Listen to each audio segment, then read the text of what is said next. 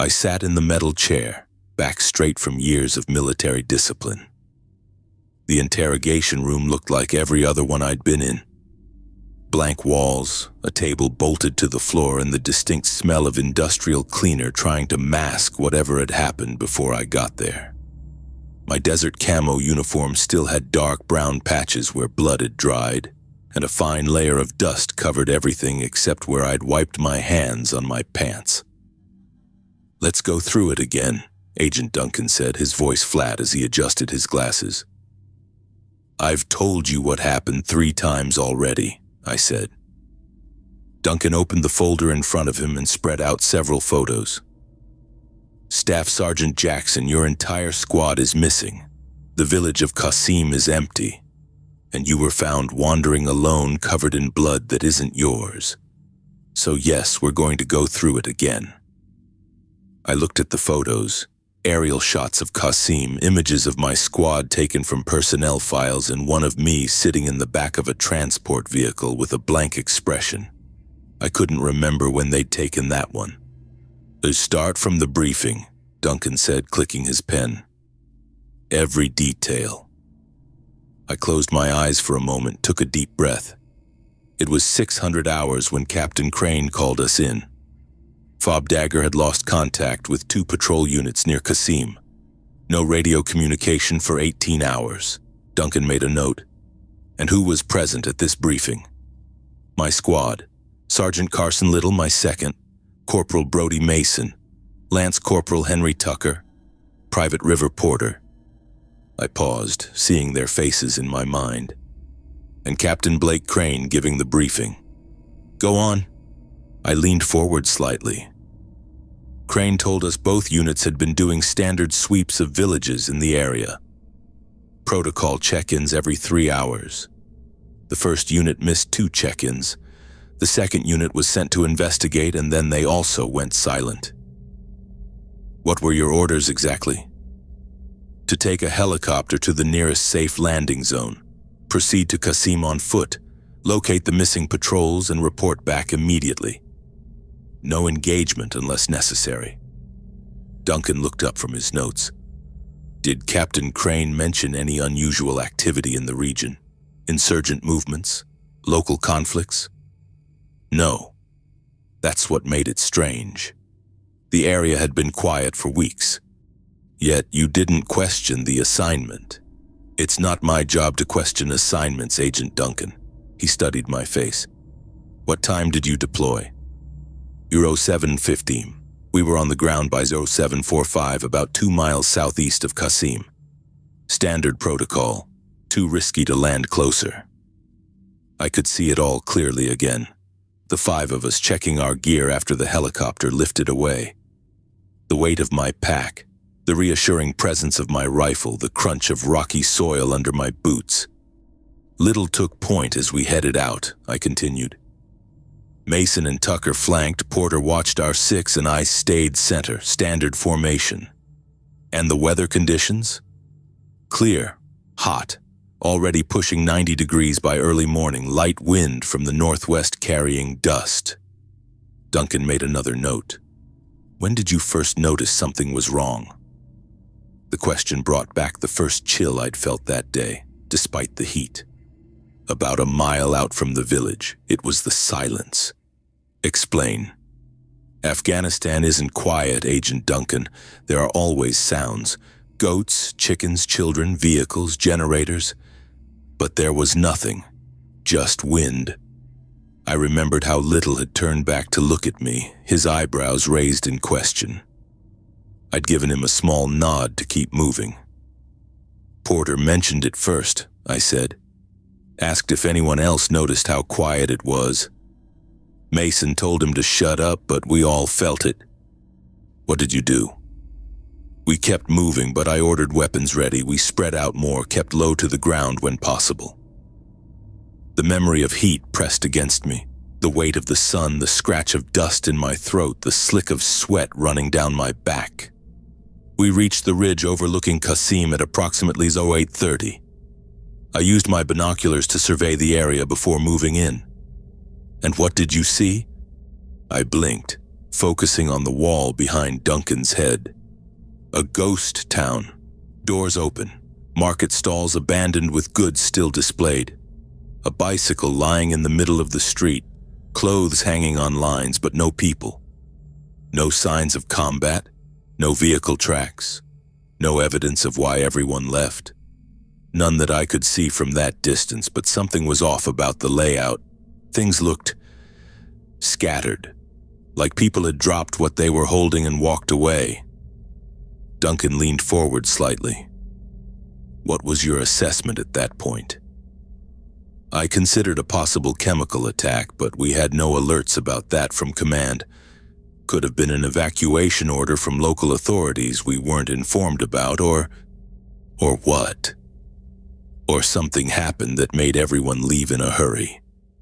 I paused, remembering the way my squad had looked at me, waiting for orders. The sun beating down on us as we crouched on that ridge, the village below looking like a model someone had built and then abandoned. I decided we'd approach from the east entrance, maintain distance between each man, and do a sweep for the missing patrols. If we found nothing, we'd pull back and call for additional support. Did you report your observations to base at this point? I shook my head. Tried to. Got nothing but static. Might have been the ridge blocking transmission. Plan was to try again once we had something concrete to report. Duncan tapped his pen on the table. Continue. We moved down from the ridge, keeping low and using what cover we could find. Approached the eastern entrance to the village. That's when we found the first bodies. Duncan watched me closely. Describe exactly what you saw. 3 local men lying just inside the village entrance. No blood, no visible wounds, but their faces. I stopped, the image crystal clear in my memory. Their faces, what, Sergeant Jackson? They looked terrified, eyes wide open, mouths too, like they'd seen something that scared them to death, literally. You're suggesting they died of fear? I'm not suggesting anything, I'm telling you what I saw. Duncan made another note. What did you do next? I ordered the squad to check for ID, any papers, phone, anything that might tell us who they were or what happened. Tucker checked for pulses, even though it was obvious they were dead. Little secured the perimeter. I remembered the heat of the sun on my neck as I knelt beside one of the bodies. The man's eyes stared upward, filled with an emotion I couldn't name, something beyond fear. I told Porter to take photos for our report. Mason searched their pockets, nothing unusual, some cash, a couple of phones, keys, no weapons, no signs of injury. And then, I had a bad feeling about the whole thing. Ordered the squad to proceed with extreme caution. 2 missing patrols, an abandoned village, 3 dead civilians with no obvious cause of death. Something was very wrong in Casim. Duncan studied me for a long moment. What happened next, Sergeant Jackson? I looked down at my hands, still seeing traces of dust in the creases of my palms. We entered the village. We moved deeper into Casim in standard patrol formation. Little still took point, with Mason and Tucker covering our flanks while Porter kept watch on our 6. My eyes swept the empty streets, taking in the signs of sudden abandonment. Market stalls with goods still displayed, doors left wide open, a child's toy dropped in the middle of the road. Sergeant, check this out, Porter called softly from behind me. I turned to see him pointing at a small courtyard between mud brick houses. A meal sat on a low table, the food untouched but now covered in flies. Tea still filled cups around the table as if the family had been called away mid-breakfast. Same pattern, I said. Whatever happened here, it happened fast. Mason knelt beside a dropped cell phone on the ground, its screen still lit with an unfinished text message. This is recent. Battery's still good. Don't touch anything we don't need to, I reminded him. The silence hung heavy over the village. No birds, no distant voices, no machinery, just the occasional creak of wood or the soft flutter of laundry hanging on lines. The wind carried dust through empty doorways. Little, "Any sign of the missing patrols?" I asked. "Nothing yet, Sarge," he replied, his voice tight. "But there's a main square up ahead according to the map." We continued forward, moving from cover to cover, even though the village appeared deserted. Years of training and combat experience had taught us that appearances could be deceiving. As we approached the central area of the village, Porter's breath caught audibly. "Oh shit," he whispered. The square opened before us. More bodies, locals, were scattered across the dirt. Some had fallen beside market stalls, others near a small fountain at the center. Like the 3 men we'd found at the entrance, these people showed no visible wounds. Their faces held the same expressions of pure terror, eyes wide, mouths frozen in silent screams. "Count them," I ordered quietly. "I've got 7 here," Little reported from the north side. 3 more by the well," Tucker added. Mason checked pulses on the nearest bodies, shaking his head each time. "Same as the others. No visible cause of death." "Sir," Porter called from the eastern edge of the square. "You need to see this." I moved quickly to his position and saw what had caught his attention. An American military Humvee had crashed into the side of a small building. The front end was crumpled, the windshield spider-webbed with cracks. 2 uniformed Marines sat inside, motionless. "Cover me," I said, then approached the vehicle with my weapon ready. The driver and passenger were dead. Their name tapes identified them as Privates Cortez and George. Their faces showed the same frozen horror as the villagers, wide eyes, mouths contorted in terror. I checked their weapons, M4 carbines still in safe position with full magazines. They hadn't fired a single shot. "They never even had a chance to defend themselves," I said, rejoining my squad. "This has to be from one of our missing patrols." I tried the radio again. "Base, this is Echo 7. We've located members of missing patrol KIA. Request immediate." Static cut through my transmission, then nothing. Not even background noise. "Comms are completely down," I said, trying different channels. Nothing but dead air. "Porter, check yours." He tried his radio with the same result. One by one, each squad member confirmed total communication failure. "This isn't normal interference," Little said, frowning at his radio. "It's like everything just went dead." I pulled out my map and oriented myself. "All right, we follow protocol. Continue the search, locate any survivors, gather intel on what happened here. We'll report back once comms are restored or we reach the extraction point." Tucker pointed toward the center of the village. "There's a large stone building there. Looks different from the rest. Might be important." I studied the structure through my binoculars. Unlike the mud brick homes that made up most of Casim, this building was constructed of fitted stone blocks. Its entrance faced the square, and even from this distance I could make out unusual markings carved around the doorway. "That's our next checkpoint," I decided. "Approach with caution, standard clearing procedure." As we moved toward the stone building, a strange pressure began building in my head. At first I thought it might be dehydration or the beginning of a headache, but it felt different, like a physical weight pushing against my thoughts. "Anyone else feel that?" I asked. Mason looked at me, puzzled. "Feel what, Sarge?" "Never mind." I didn't want to worry the squad if I was the only one experiencing it. The pressure increased as we got closer to the stone structure. The symbols around the doorway became clearer, intricate patterns that didn't match any local writing I'd seen in my previous deployments. They looked older, more primitive, yet carved with precision. "I don't like this place," Porter muttered. Stay focused," I said.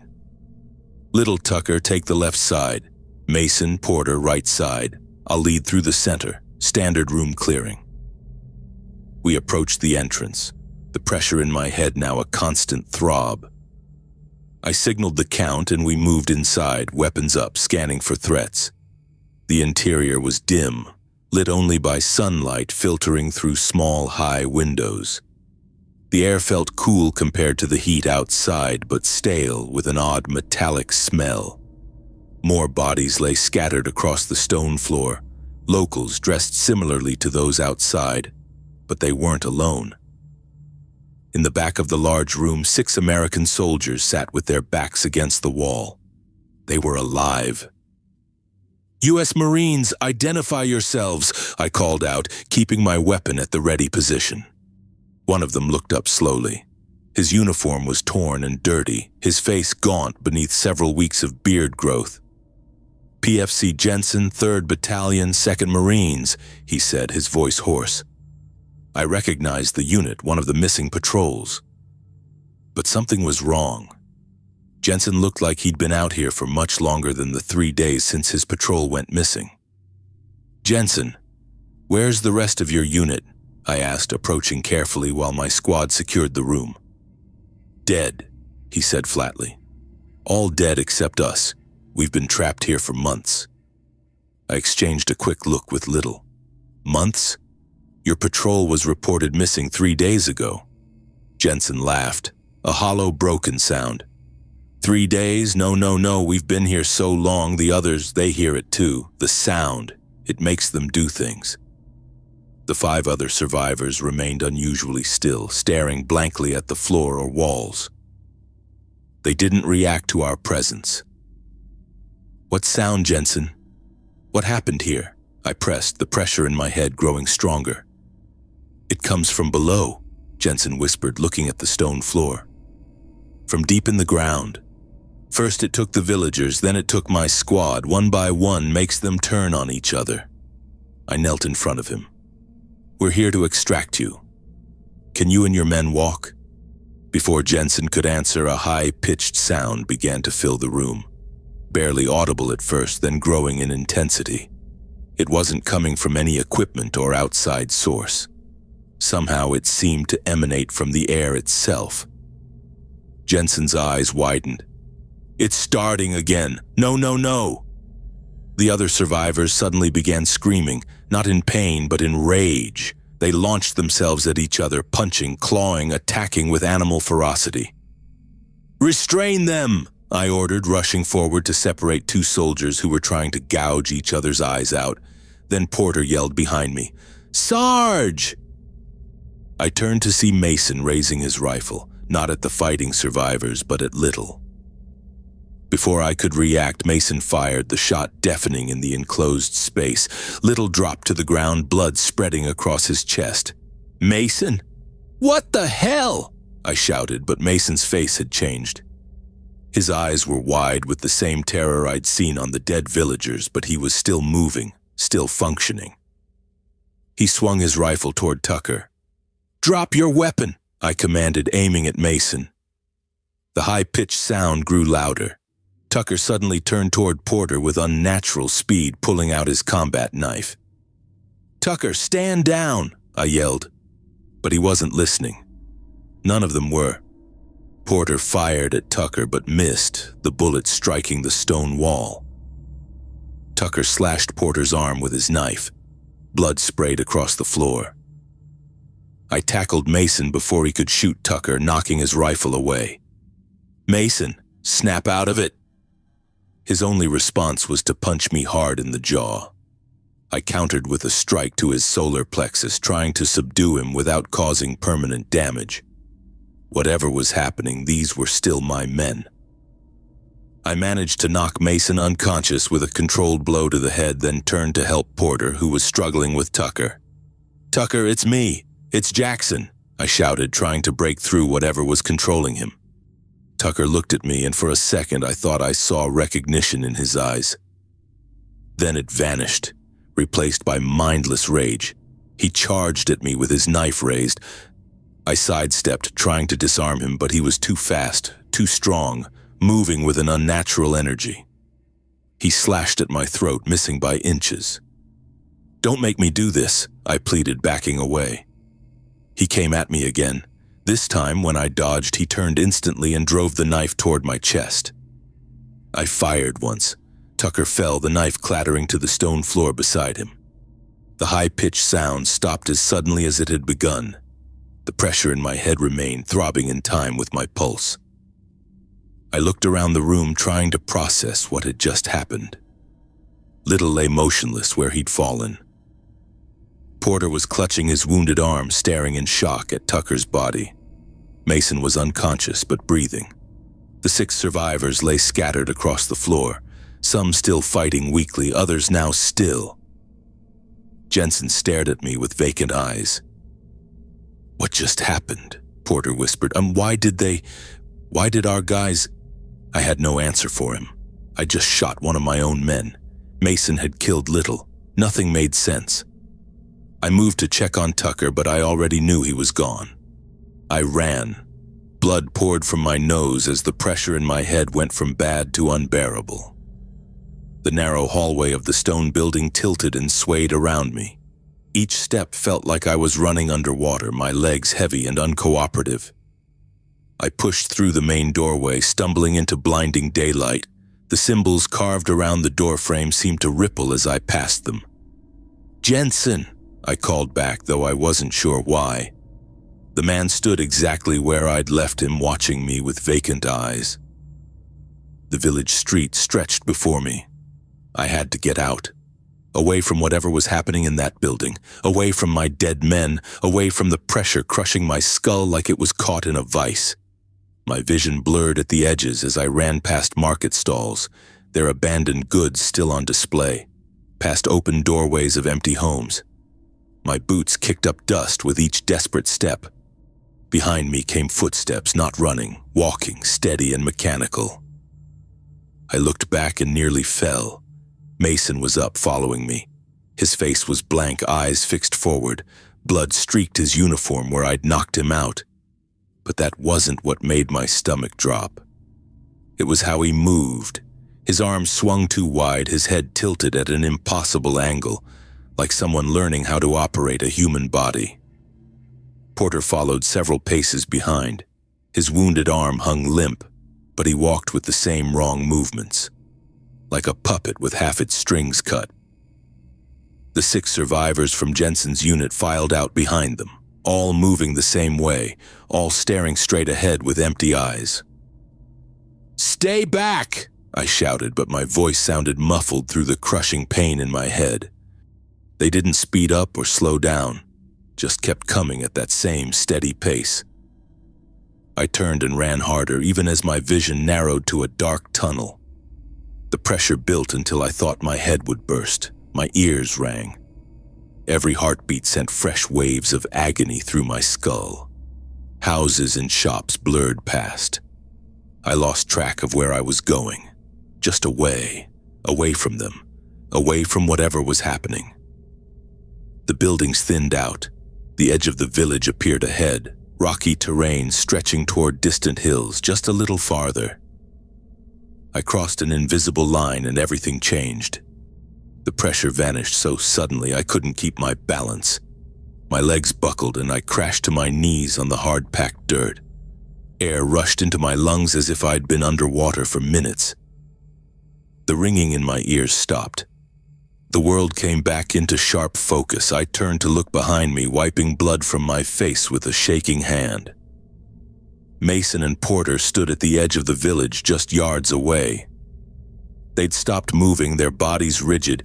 Then as I watched, both of them began to shake, not like shivering, like something was trying to tear them apart from the inside.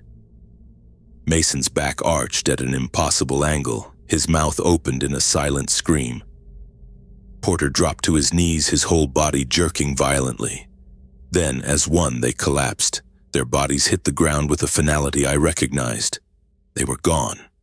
The other 6 men fell too, one after another, like toys with their batteries removed. I tried to stand but couldn't. My strength was gone. Blood dripped from my nose and ears, staining the dirt beneath me. I had to move, had to get away. The village sat behind me like an open mouth. I crawled. My elbows and knees scraped against rocks as I pulled myself forward inch by inch, away from Casim, away from my men. The sun beat down on my back. The rocky ground tore at my palms. I kept going until I couldn't anymore, until the world dimmed around the edges and then went black. I woke to voices and the whump, whump, whump of helicopter blades. "I got a live one here," someone shouted. Rough hands turned me over. I blinked up at a circle of helmeted faces backlit by bright sun. Their features were indistinct shadows. "Staff Sergeant Jackson," one leaned closer. The name tape on his uniform read, "Walsh." "Can you hear me?" I tried to speak, but my throat was dry as sandpaper. I managed a nod. "We're getting you out of here. Hang tight." They lifted me onto a stretcher. The movement sent fresh pain shooting through my head. I must have blacked out again because the next thing I knew, I was in the back of a helicopter, strapped down with an IV in my arm. A medic leaned over me, checking my vitals. The helicopter vibrated around us as we flew. "My squad," I croaked. "In the village?" "We found them," the medic said, his face carefully blank. "We're bringing everyone home." "No, you don't understand." I grabbed his sleeve. There was something in that village, something that got in their heads, made them turn on each other. He glanced up at someone I couldn't see, then back to me. "You're safe now, Sergeant. We'll sort everything out at base." Jensen said they'd been trapped for months, but they were only missing 3 days. My words came out slurred and desperate. "Time doesn't work right there. And the sound, this high-pitched sound, you've lost a lot of blood, Sergeant," the medic interrupted. "You need to rest." I saw the look in his eyes, the same look people give to children talking about monsters under the bed. He didn't believe me, none of them did. The helicopter ride passed in a blur of pain and half-consciousness. By the time we landed at base, I was barely aware of being moved again, of bright lights overhead, of more unfamiliar faces looking down at me with concerned expressions. I found myself in a medical bay. The clean white walls and antiseptic smell were jarring after the dust and blood of Casim. Doctors and nurses worked efficiently around me, cleaning wounds I didn't remember getting, drawing blood, checking my pupils with penlight beams that stabbed into my brain. "Pupils equal and reactive," someone said. "Probable concussion, but no signs of severe TBI." A different face appeared above me, older with gray at the temples. The name badge said Captain Holloway, MD. "Sergeant Jackson," he said. "I'm going to ask you some questions. Can you tell me what day it is?" "Thursday," I answered, "May 12th. His eyebrows went up slightly. "It's Saturday, Sergeant, May 14th. 2 days. I'd been out there for 2 days. Can you tell me what happened to your squad?" I tried to sit up, but firm hands pushed me back down. There was something in that village, some kind of force. It made a sound, and then my men turned on each other. Mason shot Little, Tucker attacked Porter. I had to shoot Tucker. Captain Holloway's face remained carefully neutral. "And the others? Mason and Porter?" "They followed me out of the village, but they weren't themselves. They moved wrong, like something was controlling them." My voice shook. "When they reached the edge of the village, they collapsed, had seizures or something. Then they just died." Holloway exchanged glances with someone out of my view. "And the missing patrol?" he asked. "They were inside a building, 6 of them still alive. Jensen said they'd been there for months, but that's impossible." I grabbed Holloway's wrist. "You have to listen to me. Something happened in that village. Something took over my men. We'll investigate fully, Sergeant." His tone was professional, reassuring in a way that told me he didn't believe a word I was saying. "Right now, we need to focus on your recovery." "You sent people into the village?" Panic shot through me. "You can't, it's not safe." "A full recovery team has secured the area," he said. "Now I need you to rest. Someone will be in to take your official statement soon." He stepped away, speaking in low tones to someone else. I caught fragments. Possible traumatic stress. Wait for toxicology. Agent Duncan wants... I lay back, staring at the ceiling. The enormity of what had happened hit me all at once. Little, dead on the floor of that building. Tucker looking at me with betrayal as I pulled the trigger. Mason and Porter collapsing like puppets with cut strings. All my men. Gone. And I was the only one left who knew what really happened. The only witness to whatever horror waited in Casim. The pressure in my head was gone, but a new weight settled on my chest. No one believed me, and I wasn't sure they ever would.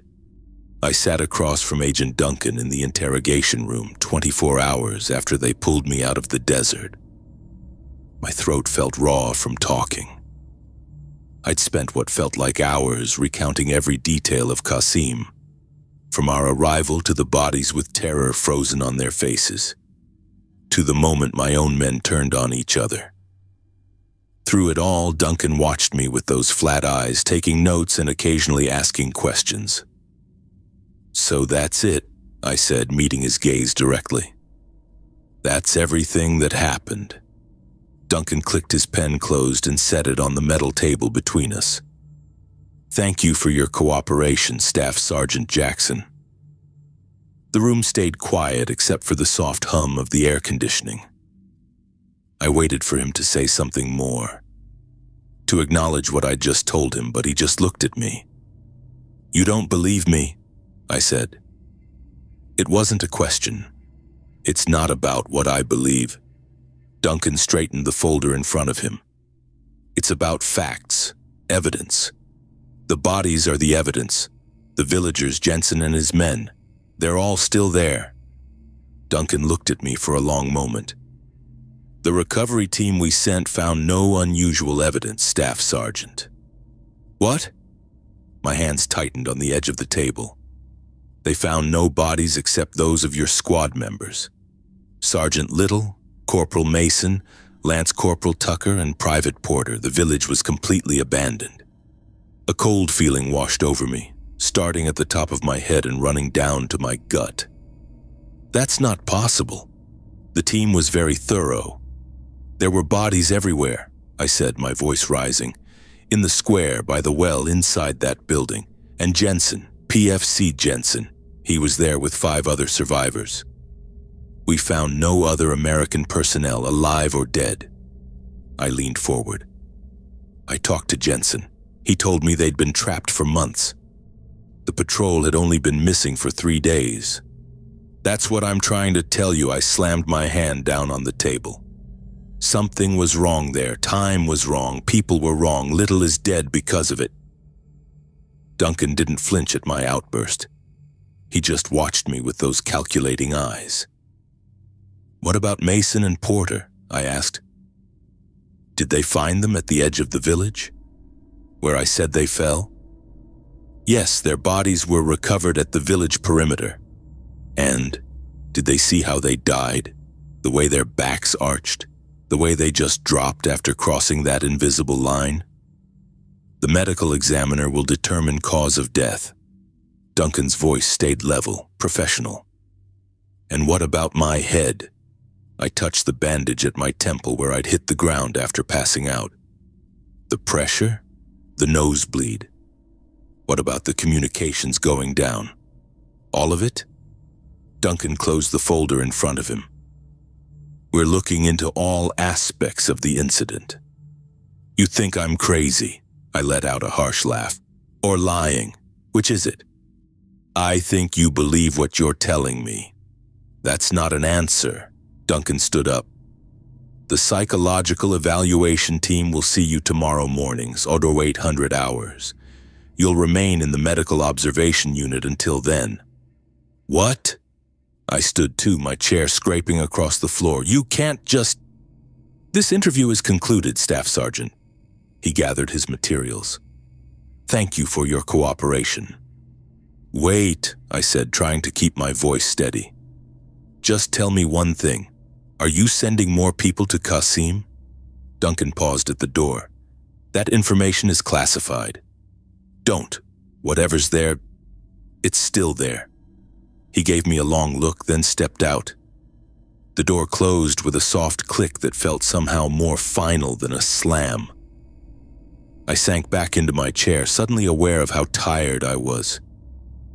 My eyes drifted to the two-way mirror on the wall. I knew someone was probably watching from the other side. More intelligence officers, maybe medical staff. I stared at my reflection, the dark circles under my eyes, the stubble on my jaw, the bandage at my temple. I touched the gauze wrapping around my forearm where Tucker had slashed me with his knife. The wound was real. The blood had been real. Little's empty eyes staring up at the ceiling after Mason shot him. That had been real too. I looked down at my hands. They trembled slightly against the tabletop. I could almost feel it again, that pressure building inside my skull like something trying to get in. Or maybe something trying to get out. Whatever had happened in Casim, it wasn't over. And I was the only one who knew. The only one who'd seen it and made it out. The only one who could warn them. I had to make someone believe me. If they sent another team into that village, they'd end up just like the others, dead with terror on their faces or turned against each other like animals. Or worse, they'd end up like Mason and Porter, walking like puppets on strings before dropping dead at the village edge. I looked back at my reflection.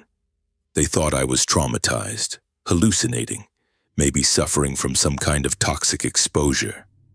But I knew what I saw, and I knew I had to convince them before more lives were lost.